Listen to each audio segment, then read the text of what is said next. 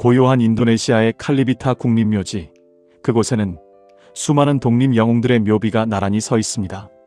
그런데 그중 한 묘비에는 우리의 상상을 초월하는 이름이 새겨져 있습니다. 묘비의 주인공은 바로 양칠성. 그는 한국인입니다. 대체 어떻게 된 일일까요? 왜 머나먼 이국 땅 인도네시아의 국립묘지에 한국인 청년의 이름이 새겨져 있을까요? 그리고 그의 삶은 과연 어떤 파란만장한 이야기를 품고 있을까요? 지금부터 그 놀라운 진실을 파헤쳐 보겠습니다. 시간을 1940년대로 되돌려 봅시다. 20세기 초 세계는 제국주의의 광풍 속에서 몸살을 앓고 있었습니다. 일본은 한반도를 강점하고 아시아 전역으로 세력을 확장하려는 야심을 불태웠습니다.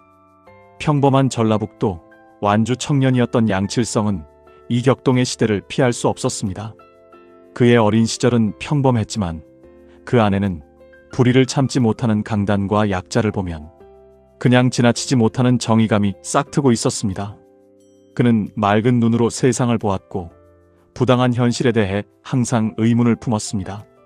그러한 성정은 훗날 그가 운명적인 선택을 하는데 결정적인 역할을 하게 됩니다.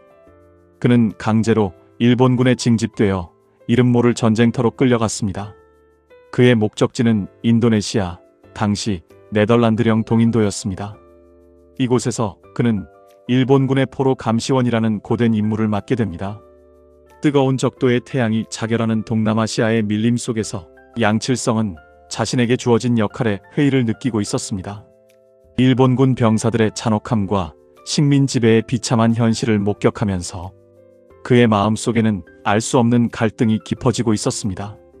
매일 밤 고향의 푸른 산과 맑은 물을 그리워하며 머나먼 이국 땅에서 자신과 같은 처지에 놓인 다른 아시아인들의 고통을 보며 그는 무엇을 해야 할지 끊임없이 고민했습니다. 운명의 장난처럼 1945년 8월 15일 일본은 패망을 맞이합니다. 제2차 세계대전의 종전과 함께 아시아 곳곳에 식민지 국가들의 독립 열망이 들불처럼 번져나갔습니다. 인도네시아 역시 예외는 아니었습니다. 350년에 걸친 네덜란드의 식민 지배와 3년 반 동안의 일본의 점령을 겪으며 인도네시아인들은 자유를 향한 갈망을 그 어느 때보다 강렬하게 느꼈습니다. 일본의 패망 소식은 그들에게 한 줄기 빛과 같았습니다.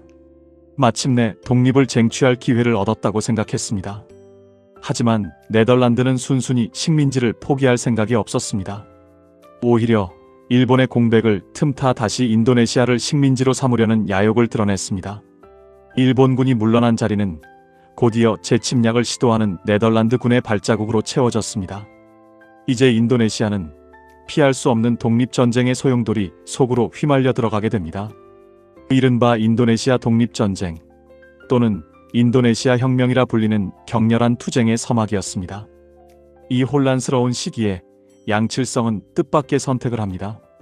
그는 고향으로 돌아가는 대신 일본군을 이탈한 조선인과 일본인 동료들과 함께 인도네시아 독립전쟁에 뛰어들기로 결심합니다. 이 결정은 단순히 개인적인 선택을 넘어선 시대를 관통하는 인간의 양심과 정의감에 기반한 것이었습니다. 당시 일본군에 강제 징집되었던 조선인 중 상당수는 일본 패망 후 본국으로 귀환했습니다. 하지만 양칠성은 달랐습니다. 그는 이미 인도네시아 땅에서 독립을 열망하는 현지인들의 고통과 투쟁을 직접 목격했습니다. 낯선 땅, 낯선 사람들을 위해 목숨을 걸고 싸운다는 것은 결코 쉬운 결정이 아니었을 것입니다. 그의 마음속에는 조국을 떠나온 서름과 고향에 대한 그리움이 자리하고 있었을 것입니다. 하지만 동시에 불의에 맞서 싸우겠다는 강렬한 정의감과 자유를 향한 보편적인 열망이 타올랐습니다. 그는 일본군의 잔혹함 속에서도 인간성을 잃지 않았고 인도네시아인들의 독립의지에 깊이 공감했습니다. 그는 빵에란 빠빡 부대라는 인도네시아 독립투쟁 조직에 합류하여 폭파 전문가로 활약하게 됩니다.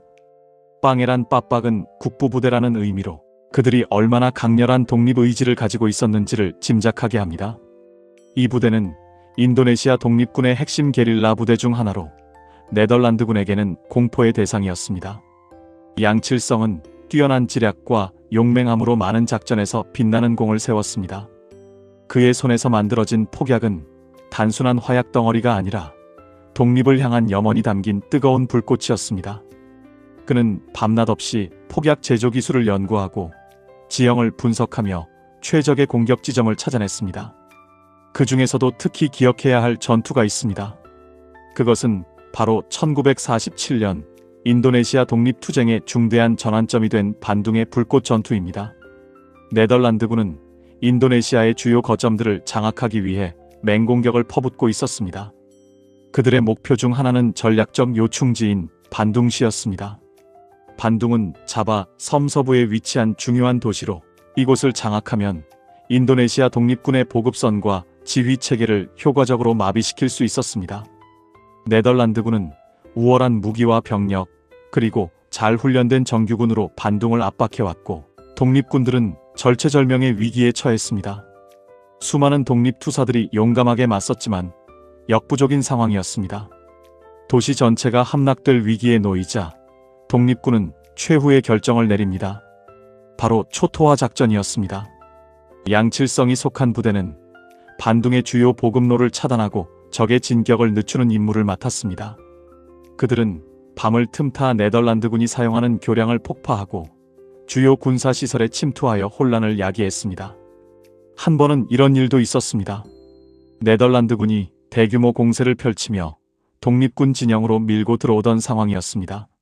사방에서 총성이 울리고 포탄이 장렬하는 아비규환의 전장 속에서 양칠성은 동료들과 함께 적진 깊숙이 침투했습니다. 그들의 목표는 적의 탄약고였습니다. 탄약고는 철저한 경비 속에 있었고 조금의 실수라도 목숨을 잃을 수 있는 위험천만한 작전이었습니다. 양칠성은 어둠과 밀림의 지형을 이용해 적의 눈을 피했습니다. 풀 한 포기조차 밟지 않으려는 듯 조심스럽게 발걸음을 옮겼고 매 순간 예리한 눈으로 주변을 살폈습니다. 적의 순찰병들이 지나가는 순간을 포착하여 숨을 죽였고 매복해 있던 적병들을 무음으로 제압하기도 했습니다. 그는 땀으로 범벅이 된 얼굴로 목표물인 탄약고에 도착했습니다. 경비병들의 시선을 분산시키는 사이 양칠성은 능숙하게 폭약을 설치했습니다. 심장이 터질 듯한 긴장감 속에서도 그의 손은 흔들림이 없었습니다. 모든 준비가 끝나자 그는 조용히 신호를 보냈고 동료들은 일제히 후퇴했습니다. 이윽고 거대한 폭발음이 밤하늘을 갈랐습니다. 콱콱콱쾅! 귀를 찢는 듯한 굉음과 함께 탄약고는 불기둥과 함께 산산조각 났습니다. 거대한 화염이 밤하늘을 밝히며 수킬로미터 밖에서도 보일 정도였습니다. 폭발의 충격파는 지축을 뒤흔들었고 주변의 나무들은 뿌리째 뽑혀나갔습니다. 폭발과 함께 연쇄적으로 탄약이 터지는 소리가 이어졌고 네덜란드군 진영은 순식간에 아수라장이 되었습니다. 이로 인해 네덜란드군의 보급선은 치명적인 타격을 입었고 독립군들은 잠시 숨을 돌릴 수 있었습니다. 이 작전은 반둥의 불꽃 작전의 중요한 일부였습니다. 독립군은 네덜란드군에게 반둥을 넘겨주는 대신 도시를 불태워버리는 최후의 결단을 내렸습니다. 양칠성은 이 초토화 작전의 핵심적인 역할을 수행하며 네덜란드군이 반둥의 자원을 활용하는 것을 막는 데 크게 기여했습니다. 도시 전체가 불타오르는 장엄하면서도 비극적인 광경 속에서 양칠성은 독립을 향한 인도네시아인들의 강렬한 의지를 보았을 것입니다. 이러한 활약은 독립군 병사들에게 큰 용기를 주었고 네덜란드군에게는 공포의 대상이었습니다. 양칠성은 단순히 폭약을 다루는 기술자가 아니었습니다. 그는 절망적인 상황 속에서도 희망을 잃지 않는 강인한 정신력과 동료들을 이끄는 뛰어난 리더십을 보여주었습니다. 그는 언어와 문화가 다른 동료들과 함께하며 깊은 유대감을 형성했습니다. 그의 존재는 독립군 사기를 진작시키는데 큰 영향을 미쳤습니다. 그는 폭파 전문가로서 게릴라전의 핵심적인 역할을 수행하며 네덜란드군의 보급로를 교란하고 주요 시설을 파괴했습니다. 그의 과감한 작전들은 네덜란드군에게 심각한 타격을 입혔고 그의 이름은 독립군들 사이에서 전설처럼 회자되었고 인도네시아 독립전쟁의 승리에 중요한 발판을 마련했습니다. 네덜란드군에게는 폭파의 악마라는 별명으로 불리기도 했습니다. 양칠성의 용맹함과 희생정신은 인도네시아 독립군에게 큰 귀감이 되었으며 자유를 향한 불굴의 의지를 심어주었습니다. 그러나 독립전쟁의 길은 험난했습니다. 수많은 전투와 희생이 이어졌고 독립군의 전력은 점차 소진되어 갔습니다. 1948년 불행하게도 양칠성은 네덜란드군에게 체포되고 맙니다. 그는 동료들과 함께 치열한 전투 끝에 포위되어 결국 잡히게 되었습니다. 체포된 독립투사들에게 가해지는 고문은 상상을 초월했습니다. 물고문, 전기고문, 손톱 뽑기 등 인간이 견딜 수 있는 한계를 시험하는 잔혹한 방식들이 동원되었습니다. 양칠성은 끔찍한 고문과 신문을 견뎌야 했습니다. 그의 몸은 상처투성이었지만 그의 정신만큼은 꺾이지 않았습니다. 그는 동료들의 정보를 발설하지 않았고 인도네시아 독립의 정당성을 굳건히 주장했습니다. 하지만 결국 그는 1949년 동료 독립투사들과 함께 총사령에 처해지며 짧지만 강렬했던 삶을 마감합니다.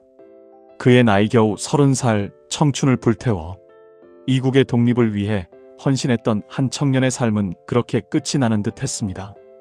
형장으로 끌려가는 순간에도 그는 당당했습니다. 그의 눈빛에는 죽음을 두려워하지 않는 결연함이 서려 있었을 것입니다. 마지막 순간 그는 과연 무엇을 생각했을까요? 고향의 부모님 아니면 함께 싸웠던 동료들 혹은 그가 지키고자 했던 인도네시아의 자유로운 미래를 떠올렸을까요? 하지만 그의 이야기는 여기서 끝나지 않습니다. 양칠성의 공적은 그의 죽음 이후 26년이 지난 1975년에야 비로소 세상에 알려지게 됩니다. 어떻게 된 일일까요? 바로 그의 옛 독립운동 동료들이 있었습니다. 이들은 독립전쟁의 영웅으로 추앙받으며 인도네시아 군의 고위장성으로 성장했습니다. 그들은 높은 자리에 오르고 나서도 과거 함께 싸웠던 한국인 동료 양칠성을 단 한순간도 잊지 않았습니다. 그들은 양칠성의 헌신과 희생이 잊히는 것을 용납할 수 없었습니다.